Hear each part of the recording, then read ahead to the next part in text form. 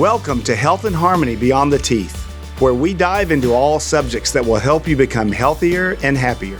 As a dentist, I believe dentistry is more than just teeth, so I created this show to focus on overall health. We will hear from leading experts about eating better, exercising better, breathing better, and sleeping better. We want to help you create harmony in your life so you can live your life to the fullest. We want you to thrive.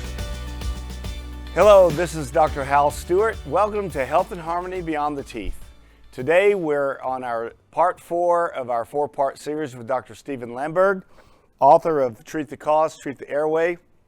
If you've been tuning in the last 3 weeks, you have learned how sleep disorder breathing can affect all the systems of the body, or most of the systems of the body. There's about 4 more we're going to talk about today, and then that'll cover everything. But I would recommend you go back after today's broadcast. If you haven't seen the other parts 1, 2, and 3, go back and watch those, because it really is amazing how all of this is tied together. You know, I always tell my patients, our body is like an automobile engine, a gasoline-powered automobile or a combustion engine. There's this thing called an intake manifold, and that sucks air in to allow the engine to work. And if you plug that up, say 50%, the engine will still work, but over a period of the life of that engine, it's going to have a lot of problems, and it's going to chronically go downhill, where the same engine running the same amount of time with the same amount of miles on it, that has a fully operative air intake with the proper filters replaced at the proper time, will have far less problems. And you can ask any mechanic, you know, if I took that intake manifold and taped it up 50%, what would happen over the next 5 years on this engine? And they'll list out A, B, C, D. This is what you can expect. The same thing is if we don't breathe correctly. We can still survive, but we don't thrive if we don't breathe correctly. And Dr. Lamberg has so geniusly and thoughtfully put all of that into one book that's really easily for the medical or dental practitioner or this Joe Q public out there to read and understand the importance of this. And I just want to read on the back of Dr. Lamberg's book. I didn't do this on any of our other broadcasts, but this is a really powerful, it's just a short paragraph here. It says, today's culture, we all must exercise and eat the right foods to be healthy. No one will argue with that. Medical science is showing that the quality of our sleep might be more important than diet or exercise, yet not enough people are paying attention to how they sleep. Over 170 medical conditions, which include the top 10 leading causes of death, can be caused or worsened by snoring and sleep apnea. Is there a simple way to know if you are at risk for this dangerous condition? The Lemberg Questionnaire, Dr. Lemberg talked about this in episode 1, but as you'll see inside this book, it uses your medical history to reveal your risk of sleep-related breathing problems like sleep apnea and snoring. If you have one or more of those medical conditions, the next step is for you to ask your doctor about testing for sleep apnea and snoring. You'll be surprised at how great a good night's sleep can feel, especially knowing you are taking the best care of yourself. And folks, it's not hard to get a sleep study. If you live in the Dallas area, just call my office. We'll implement a sleep study for you. They're easy to get. They're easy to have implemented. You don't have to go to a sleep lab. You can do one at home. After that, you might need to go to a sleep lab. It just depends on what your home sleep study says. But have it done by a qualified practitioner. It can be a dentist, it can be a physician. I have a sleep physician read all of our sleep studies. I can read them myself, but I like to have the medical, the MD read it as well and give his or her diagnosis. So having said that, I just wanted to read that on the back, because I think that's really important that people understand that. Dr. Lemberg, welcome. It's kind of bittersweet because this is our fifth interview with you now, because our first one was actually an introduction, and it's our last. But I'm not going to say it's our last. It's the last one for now. We're going to have you back on again, I promise. So without any further ado, Dr. Lemberg, I will turn it over to you, and you can bring this home with us today with the last several chapters of your book, Treat the Cause, Treat the Airway. Thank you very much. Thank you very much, Hal. That was a nice introduction. So we're going to move on now to chapter 15, the same format as the last 3 sessions. What questions do we ask that relate to hepatology? Have you ever been diagnosed with non-alcoholic fatty liver disease? And this is way, way, way more common than probably everybody out there knows. And it's coming on strong because of the foods we eat and the things we drink. And it's a big problem today. So the prevalence, did you realize it's 30% in adults? In short sleepers, less than 5 hours, the odds ratio of NAFLD was 2.5 times. Patients with severe OSA have 2 to 3-fold increase in it. So there's a relationship that we know, supported by the literature. People with OSA have an odds ratio of 2.3 to have NASH, which is another form of this. And in the non-OSA group, prevalence of NAFLD was 37%. And you can see in the mild, it went up to 69%, and the moderate group, 68%. And in the severe group, it was almost 80% prevalence of NAFLD. Patients with elevated fatty liver index, the odds ratio of OSA was 51%, was 5.1. So the odds ratio, so 5.1 times as many as in the normal population, if they have OSA, are going to have, they're going to have obstructive sleep apnea. So we're going to test them. We're going to test all these people with NAFLD. The prevalence varied from 11% to 35% in the general population based on the age and obesity of the groups tested. In patients with OSA, the odds ratio of having gallstones was 1.53 compared to non-OSA group. So let's look at this. Let's kind of get a little bit cozy with NAFLD. It's the most common chronic liver disease. It affects 20-30% of the general adult population. It leads to end-stage liver disease. So within 10 years, it is predicted it will become the leading cause of liver pathology and liver failure, and indication for liver transplantation in childhood and adolescence in the Western world. So the underlying mechanism causing NAFLD involves the interaction of a number of factors: obesity, intermittent hypoxia, sleep-related breathing disorder, inflammatory Western diet, dysfunctional sugar metabolism, the alterations in the gut bacteria or the gut biome, and some genetic susceptibility contributions. So just pay attention if they have NAFLD. You're going to hear more and more about it. I'm sure they're going to come out with pills for this, and you'll see it on commercials on TV also. Moving on to oncology, cancer and oncology, chapter 16. Have you ever been diagnosed with cancer? The fast facts: sleep duration, less than 7 hours, had an odds ratio of over 3 for high esophageal squamous cell carcinoma. Regular snoring had an odds ratio of 2.56 for high esophageal squamous cell carcinoma risk. Patients with lung cancer, 80% had OSA and should have a sleep study done. It might be too late. It may be possible to at least reduce symptoms and increase the quality of life, so test them. People with severe SDB died of cancer at a rate almost 5 times that. Mild OSA, 1.1, moderate OSA was 2. But if they had severe, it was 5 times the likelihood of dying from cancer. So this is really important to appreciate the impact of the hypoxia and the cancer development. People with sleep disorders had an odds ratio of 1.42 of having prostate cancer.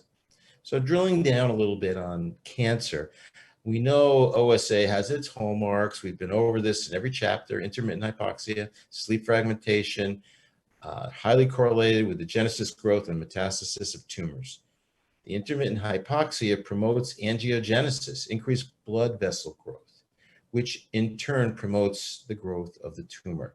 In addition to hypoxia as the main suspect supporting tumor growth, sleep fragmentation is another characteristic of OSA, can cause the progression of a tumor as well, even without hypoxia. In jet lag-induced animal studies, they found misaligned sleep time studies and misaligned sleep studies in humans have been associated with more rapid cancer progression, especially breast cancer in women. OSA is both a risk factor for cancer development and a marker of adverse cancer prognosis. So when you see that in the sleep history, you want to do a sleep study for sure. Obstetrics has become a little pet project of mine. I'm not sure exactly why I got into this, but it's very, very interesting that the research now supports the fact that if a woman who's pregnant and has a sleep-related breathing disorder, even if it's pre-pregnancy or if she develops it during maybe the second or third trimester, there's something called fetal restricted growth, and restricted fetal growth actually causes the fetus to be the newborn. The fetus goes to the newborn, and then the adolescent and the childhood, they actually have smaller jaws. So if the mom during the pregnancy is carrying this child and she has an airway problem, there's restricted fetal growth, and that's going to have set the jaws up to be narrower and higher arch palates. They are going to need a lot more orthodontic treatment. And there's a whole bunch of interesting articles on this that came out in the last couple of years. And there's the RAIN study, which actually followed 1,400 of these infants and the mothers that were tested for sleep-related breathing disorders, and then the need for orthodontic therapy. So there's a lot of scientific evidence that supports the fact that we should be testing mothers. And we know that when a woman's pregnant, there's a lot of reasons why she's going to have a sleep-related breathing disorder. So these are the questions we ask. Pre-pregnancy, are you older or is your BMI greater than 25? Are you more fatigued? Do you experience nasal congestion or have frequent snoring? Has your blood pressure or blood sugar increased significantly? So what do we know? Sleep-related breathing disorders increase the odds ratio for preeclampsia almost twofold. Maternal OSA is associated with twofold increase in low birth weight. With sleep-related breathing disorders, increased odds ratio for gestational diabetes is 3.47. And 75% of women with gestational diabetes have OSA. I'm going to repeat that. 75% of women with gestational diabetes. That's a common term. We all have heard that term. So we should test all these women for obstructive sleep apnea. There was an association of gestational OSA and preterm birth. All women with gestational diabetes should have a sleep study. Talk to your OBGYNs. Everybody in your town should know about this. Women with gestational hypertension have fourfold the frequency of gestational OSA, so sleep test them. And it's very easy. And actually, one of the ways that we can do that is just ask them if they snore, because snoring is a very good screening tool for this. OSA increased to nearly 27% in the third trimester. Sleep disordered breathing in pregnancy increased odds ratio of cardiomyopathy in the woman by 9. And sleep disordered breathing in pregnancy increased the odds ratio of pulmonary embolism of 4.5, increased the odds ratio of in-hospital mortality by 5. With OSA, increased the odds ratio of low birth weight by 2. Pregnancy rhinitis in the third trimester is 42%. And with OSA in late pregnancy, odds ratio for depressive symptoms in the mother went up 8-fold. What do we know? We know that in addition to pre-existing risk factors, which usually are not screened for, there are anatomic, physiologic, and hormonal changes that happen during pregnancy.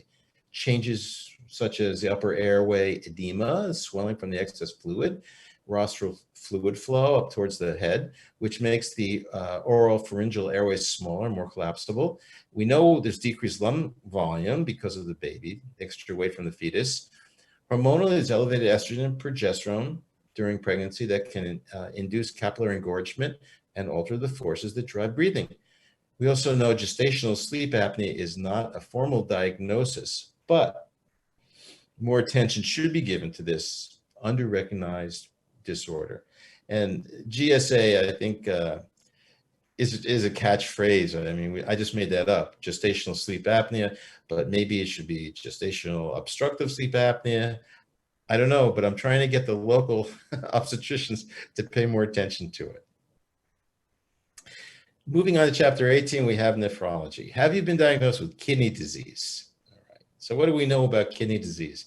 It kills more people than breast cancer or prostate cancer. 15% of the population has chronic kidney disease. 90% don't even know it. People with chronic kidney disease are 5 times more likely to die prematurely than they are to progress to end-stage renal disease. Men are 64% more likely than women to develop ESRD, and the life expectancies of 40-year-olds with no proteinuria were 16 times years longer than those with heavy proteinuria. CDK is more common in non-Hispanics than in non-Hispanic whites or in non-Hispanic Asians. Non-Hispanic blacks at 16%. In the USA, 2 leading causes of kidney failure, ESRD, are type 2 diabetes and high blood pressure. We know sleep-related breathing disorders cause that. And the prevalence of cardiovascular disease is 7% among persons ages 66 and older who have CDK, compared with 35% among those who do not have CKD. African Americans are about 3.5 times more likely to develop ESRD than Caucasians, and the prevalence rate of OSA in hemodialysis population is 50%. So it's important to appreciate how common it is and how it can be caused by the intermittent hypoxia and fragmented sleep.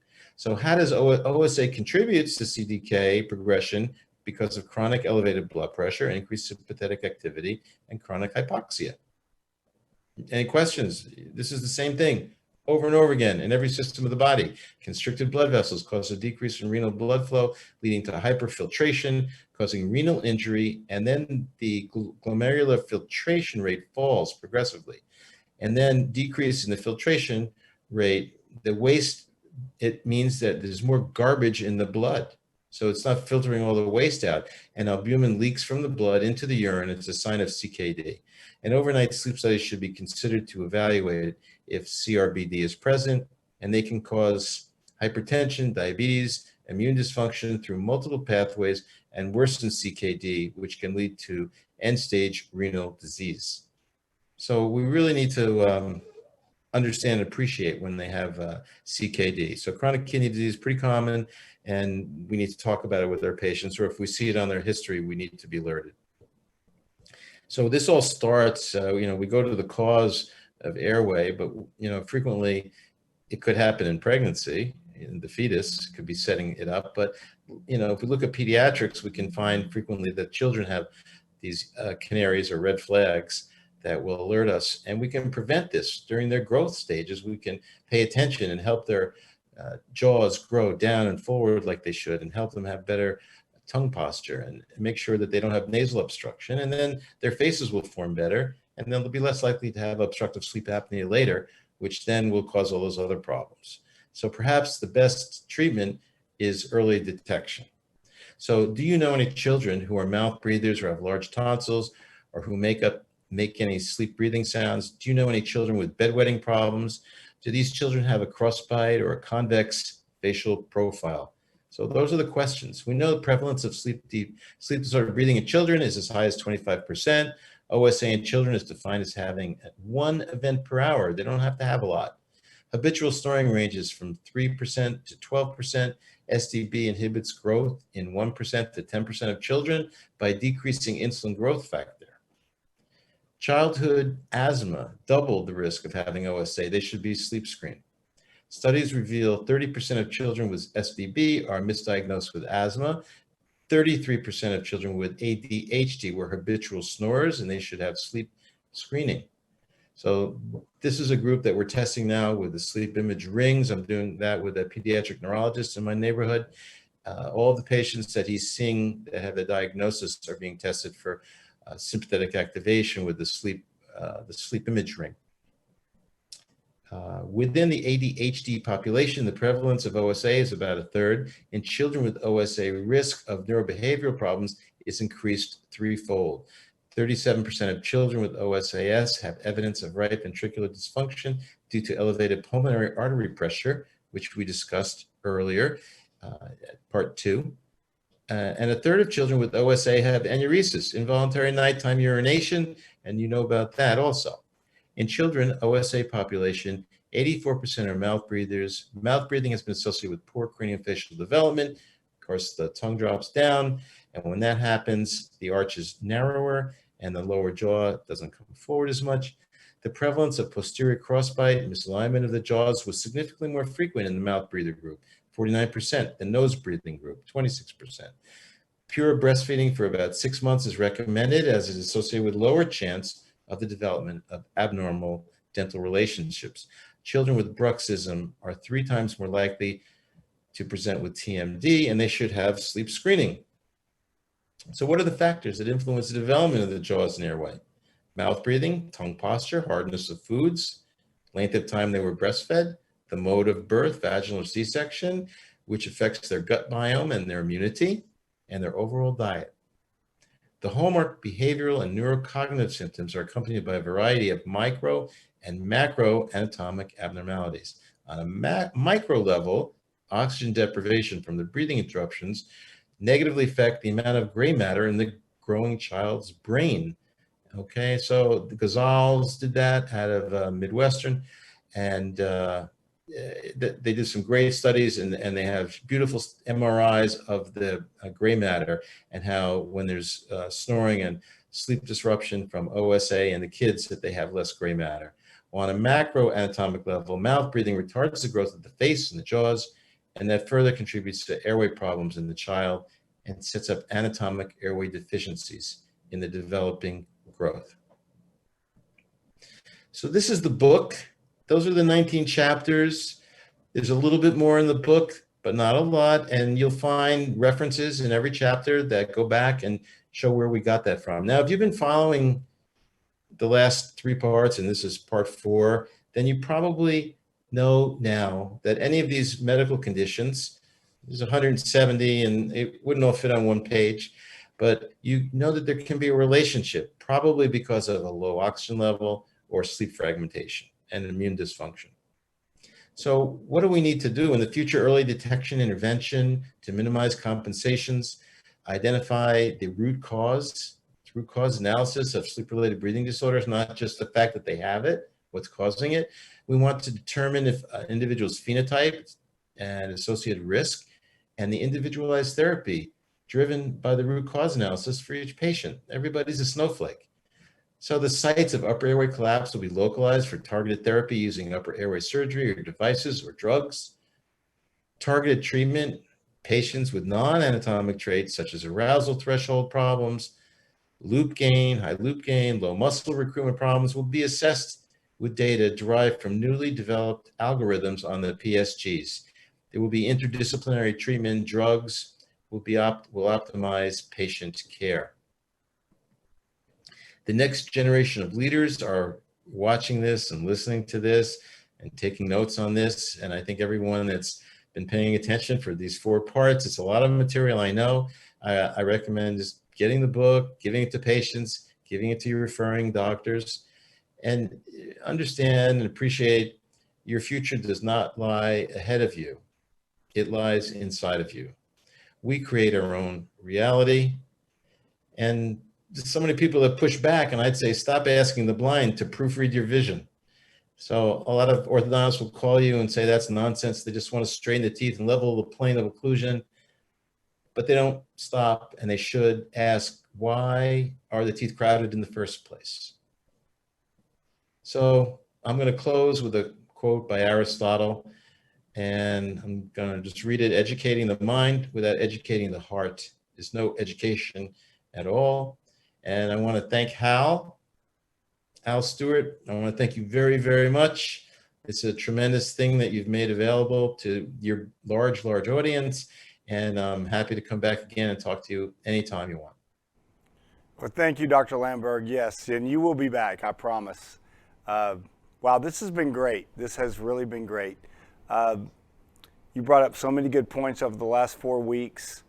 I would encourage you to listen to the previous 3 episodes, and you can find them on our YouTube channel. The link is below.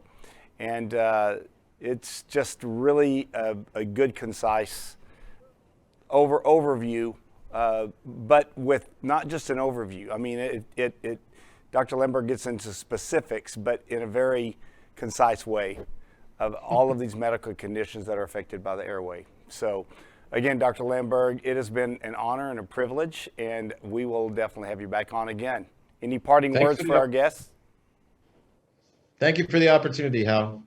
This has been Health and Harmony Beyond the Teeth. I'm your host, Dr. Hal Stewart, and we will see you next time. And in the meantime, be safe and be healthy, be happy. Take care.